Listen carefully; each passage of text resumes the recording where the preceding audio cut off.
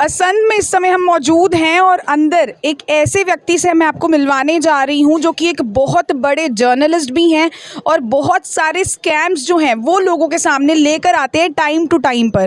भाई ये तो बहुत सारे स्कैम्स लोगों के आगे लेकर आते हैं। आज देखते हैं ये यहाँ कैसे पहुँचे हैं, यहाँ भी कहीं कोई स्कैम उजागर करने पहुँचे हैं या मामला फिर कुछ और है। कैसे हैं सर आप? जय हिंद जय भारत, प्रणाम आपको।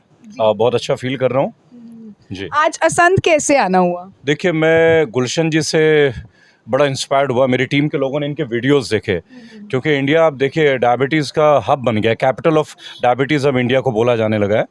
तो मैं खुद भी थोड़ा अभी रिसेंटली शुगर डायग्नोसिस हुआ था, तो मैं उन दिनों कश्मीर में था जब मैंने गुलशन जी से नंबर इनका मैंने लिया और इनसे कॉल पे बात की। तो इन्होंने कहा कि आप एक बार प्रत्यक्ष आएँ, मैं चीज़ों को समझना चाहूँगा।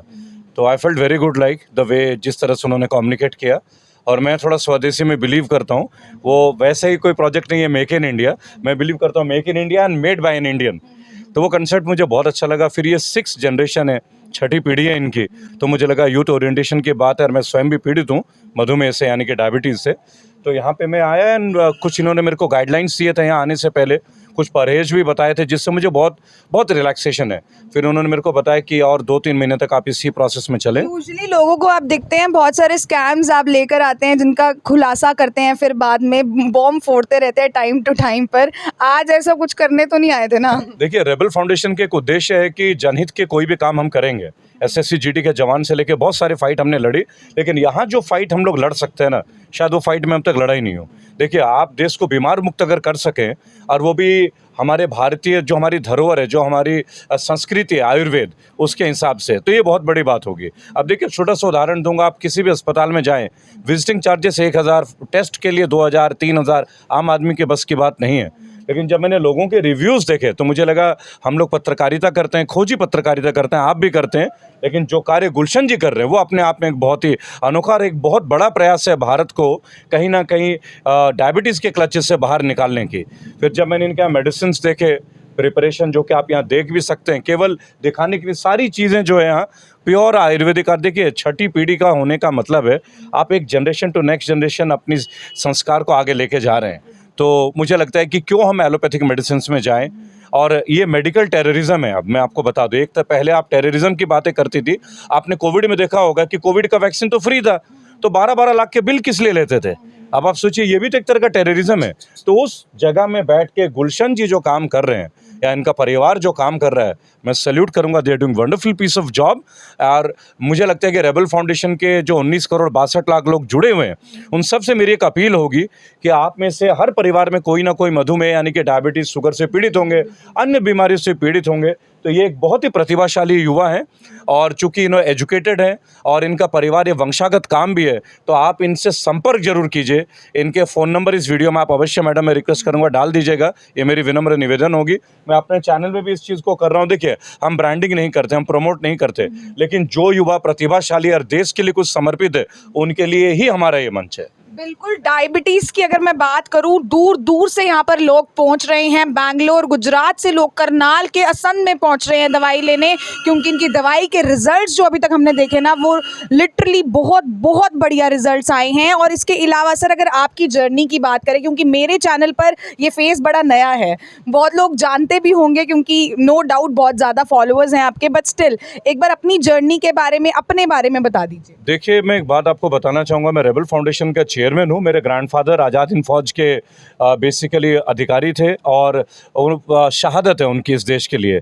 मैं 3rd जनरेशन में हूँ, और जिनके साथ में बैठा हूँ वो 6ठी पीढ़ी से हैं। अपने आप में एक बहुत बड़ी चीज़ हम लोगों में सिमिलर है, और हम लोग विरोध करते हैं बैड गवर्नेंस का।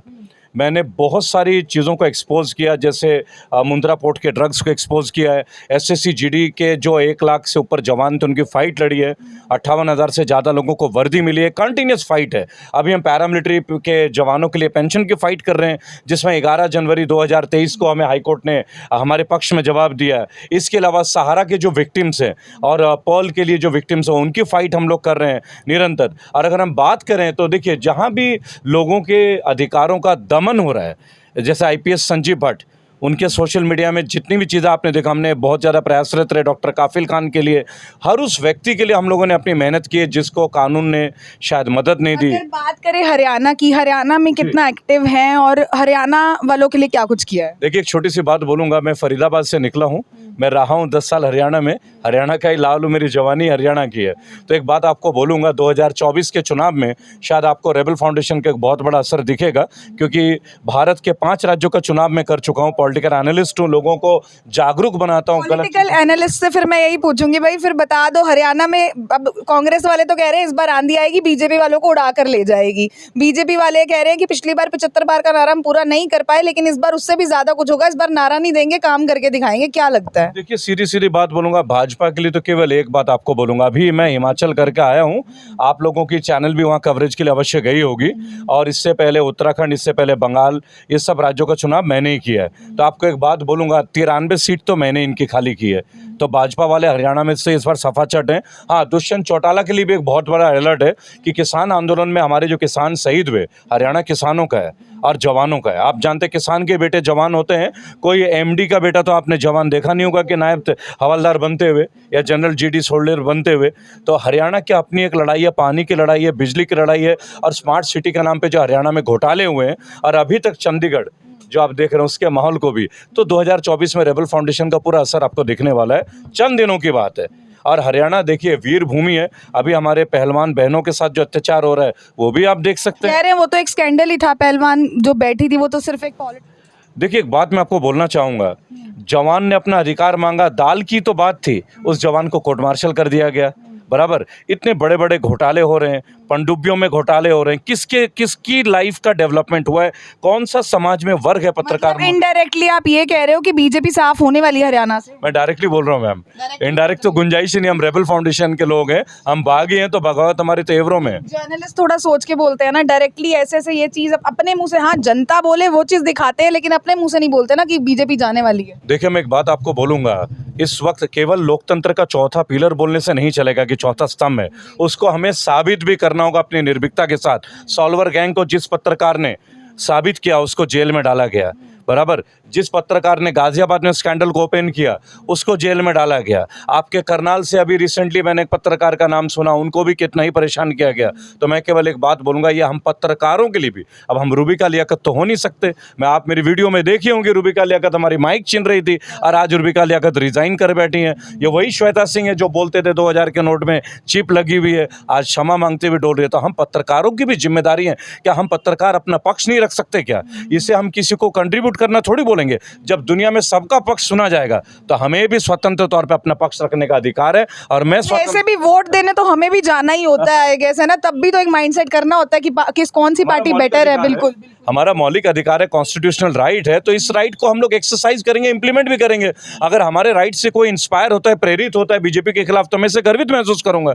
मैं छोटी सी एक बात बोलूंगा, क्या नेताजी सुभाष चंद्र बोस, भाजपा इनको मानती है या नहीं मानती है? अगर इनको इतना ही कांग्रेस से चिढ़ है या केजरीवाल जी से चिढ़ है, भाई नेताजी सुभाष चंद्र बोस भी तो राष्ट्रीय अध्यक्ष थे कांग्रेस के, वल्लभ भाई पटेल को ये मानते हैं या नहीं मानते हैं? ये भी थे। और दूसरी एक बात है, देखिए, जिन लोगों ने मिसाइलें बनाई वो तो खामोश रहे, चाहे डॉक्टर APJ अब्दुल कलाम और मनमोहन जी की सरकारें बनी। जो लोग शौचालय बना रहे हैं वो शोर मचा रहे हैं। हरियाणा का पॉलिटिकल कैंपिंग्स आप करते हैं, हरियाणा में अगर आप कह रहे हैं बीजेपी चली जाएगी, बची दूसरे ऑप्शन में लोगों के पास कांग्रेस या आम आदमी पार्टी। आम आदमी पार्टी वो है जो भी अपना अस्तित्व स्थापित कर रही है हरियाणा में। सेकंड नंबर पे बची कांग्रेस। कांग्रेस की अगर मैं बात करूं, उनकी आपसी फूट इतनी ज्यादा है, क्या लगता है वो आ पाएगी फिर? देखिए, मैं एक बात आपको बोलूंगा, सबसे पहले आपकी वीडियो के माध्यम से तमाम उन युवा लोगों को एक बात आग्रह करूंगा कि आप एक्टिवली पॉलिटिक्स में पार्ट लीजिए।